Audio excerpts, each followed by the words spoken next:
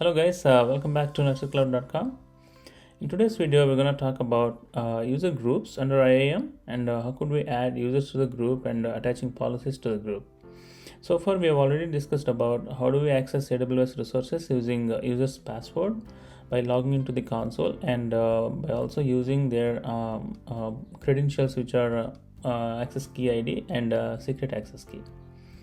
And we also talked about role and attaching role to the EC2 instance and accessing the resource. How does a role play in accessing the resource, right? So let's dive into IAM. So there we have IAM resource here. So under IAM, we got different sections here. We have already talked about all of these users, roles, policies. So the groups, right? Now what's the purpose of group? What is meant by group actually, right? A group is it's a collection of a few things, right? So here in this case, groups basically it's a group of users, right? Why do we need group of users? So whenever you want to access AWS resources, basically you are accessing as a user, right? And we can give some permissions to that user. But what if we have a lot of users and we want to control the permissions across many users, the same permissions? What we have to do, we have to go assign attach policies at the user level and give permissions to the user, every user. It's a tedious process, right? So what we could do is we can create a group and add all the users to the group. And it's a one-time activity, add policy to the group. So in the policy, you can give whatever permissions you want, and all the users in the group will get those permissions, right? If you want to change permissions for all of those users, it's just updating the policy document. That's all we need to do, right? That is the advantage of group. So here, let's go ahead and create a test group. So let's hit here, test and group. And here we can attach policy, right? In our previous videos we have attached some of these S3 full access policies, and you can choose any other policy. These are the policies which are managed by Amazon. So next, and create group. So right now it doesn't have any users, right? So there's no point of this group. Let's go ahead and add users to this group. So how do we add users? So go group actions and add users to the group.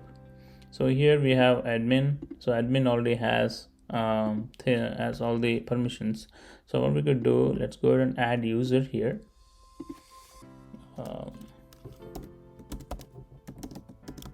Group user demo. So for now, let's enable console access, custom password,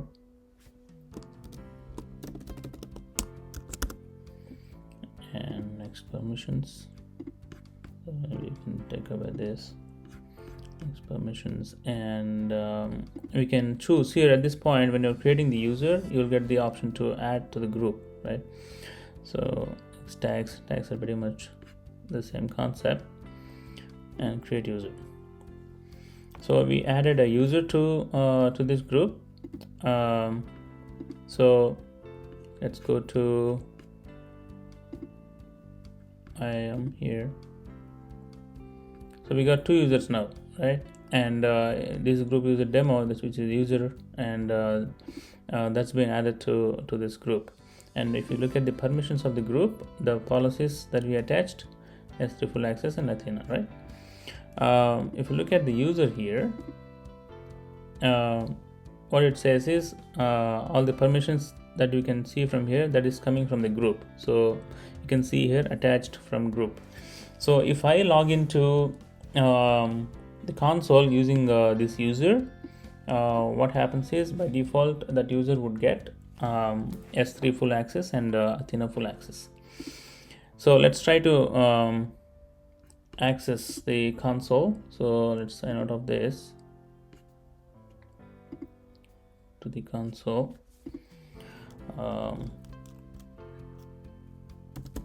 group user demo. So I logged into AWS console using the new user that we created. So by default we have the policies that we attached, the permissions that we attached. By default that user will be able to access those services, right? So see, it doesn't have any error here. So even if you try to create bucket, it will be created, right? So and the other permissions that we have that we gave about Athena. So this is Athena query data. You'll be able to access that. But if you try to access some other service, for example, let's go to EC2. We did not give any permissions on that. See all of those errors. You cannot launch instance. So even if you launch instance, maybe you might go to one step and it will throw up the error saying you don't have permissions. So for example, let's try this. Select. See, you're not authorized to perform this operation. So now if I log out and go ahead and log back in with other user, so under IAM, go to users. See, it's so you understand the concept, right? For a group, we attach the policy and we added a user to that. So likewise, you can add many users, and all those permissions will be controlled across for all of those users. You don't have to deal with every user individually, right? That's the concept of groups. And coming to policies, right? If you remember my previous videos, we talked about policy. Policy is all about permissions, right? It's a JSON document where you specify the permissions. So if you look at the policies, let's look into one of those examples where these are all provided by AWS, correct? So let's look into this guy. So here, so basically what you would see is a version, which is a version of that API which Amazon is providing, and the statement. Under statement, it's an array of objects. So each object is basically here if you look at basically is about effect, action, and resource. So if you look at effect, it's what we're saying here is the first JSON document, which is a JSON object. What we're saying is we're allowing to perform these actions, any action that starts with Athena, and on all resources. So if I attach this policy to any user or any group or any role, whoever assumes that role will get those permissions, right? And same likewise here, if you are specifically saying these are the actions: create database, delete database, and on all resources, right? For example, if you see here, action get bucket, S3 list bucket, all of that, and particularly on this resource, which means on that bucket. So it's not on all buckets, but it's basically on this bucket. If you talk about S3, right? That's what it's saying. So basically, to summarize, it's all about you can specify what you can do, what are the things allowed, and what are the things that are denied, and action, and what type of resource that you are making an action, right? You're acting on. So that's what it talks about. And roles, particularly, we talked about in the last video, where we created the demo role and we attached a policy to it. So you can refer to the previous video. And finally, coming to identity providers. So in the initial topic, we discussed about federation, right? Let's say you have users in your Active Directory in your company, and you want to provide access to those users to AWS resources, right? But those users don't exist in AWS.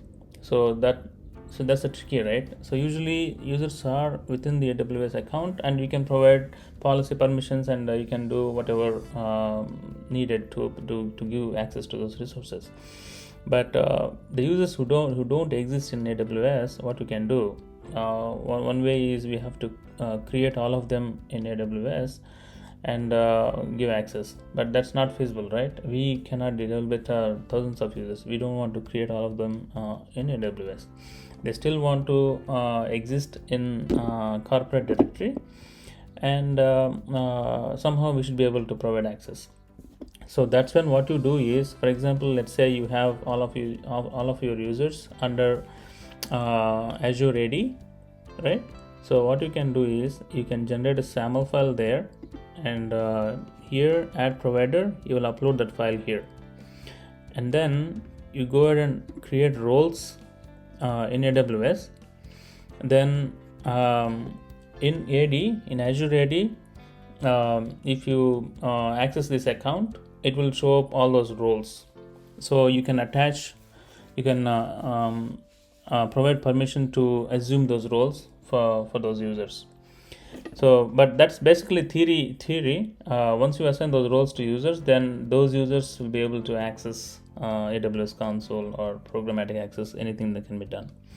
So I'll make a video on that. So basically the demo is I will register users in Azure AD, and also create roles and upload SAML file here, and I'll show you exact steps. How does that happen, that users outside of AWS to be able to access their resources, right? Yep. That's all, guys, for today. Next video I will go over that Azure AD and AWS concept. And if you like this video, please click on like button, and please do subscribe. So we are almost there. In next couple of videos we'll be done with AWS core concepts, and after that I will start new series on one of the important critical services in AWS, right? We'll go deep dive into it. Okay, see you guys later. Take care. Bye.